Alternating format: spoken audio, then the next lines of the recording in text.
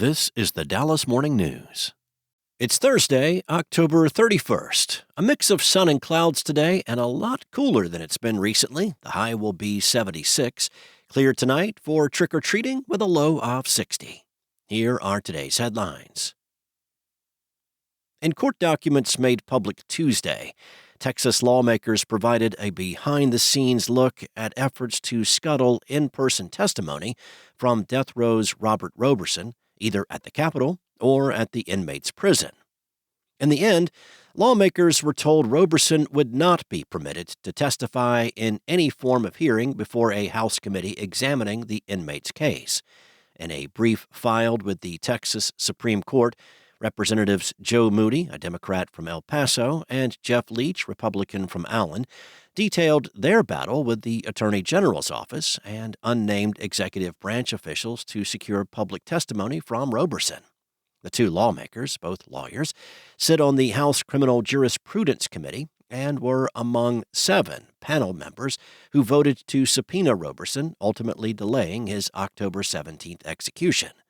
The subpoena compelled Roberson to testify at a Capitol Committee hearing October 21st. Prison officials began working to bring Roberson to the Capitol, ironing out transportation and security details, before the Texas Attorney General's office stepped in, sending Moody a letter saying Roberson would have to testify from prison by video conference.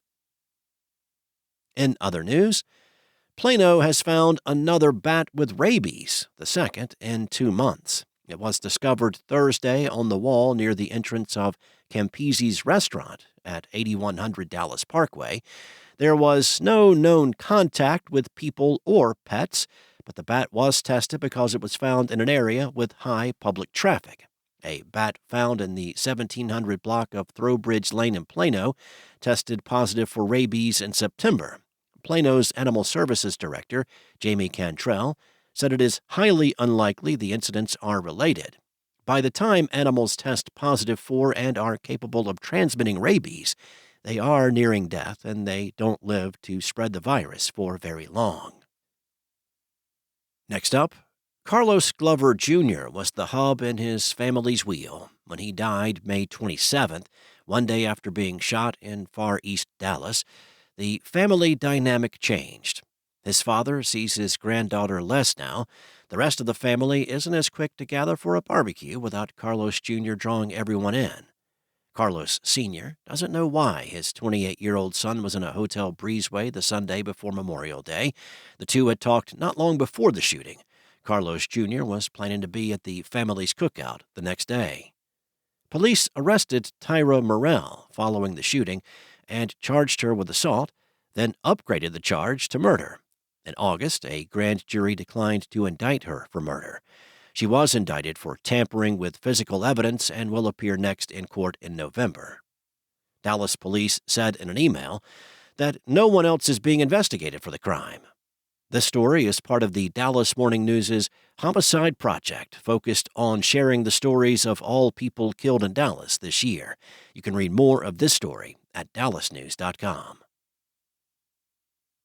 And Billy Connel says he would not be alive if it were not for his dog Peyton. Connell served in the military for 2 decades, including in the First Gulf War, and sustained injuries to his nerves and muscles from chemical weapons. He relies on his service dog daily.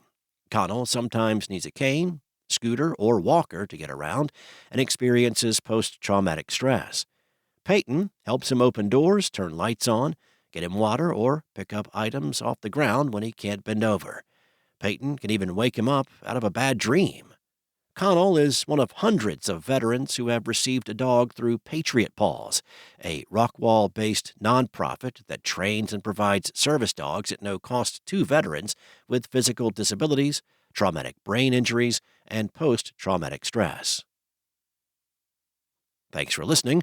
For more on today's stories and for the latest breaking news, visit dallasnews.com. Enjoy your day, and I'll be back tomorrow with more from the Dallas Morning News.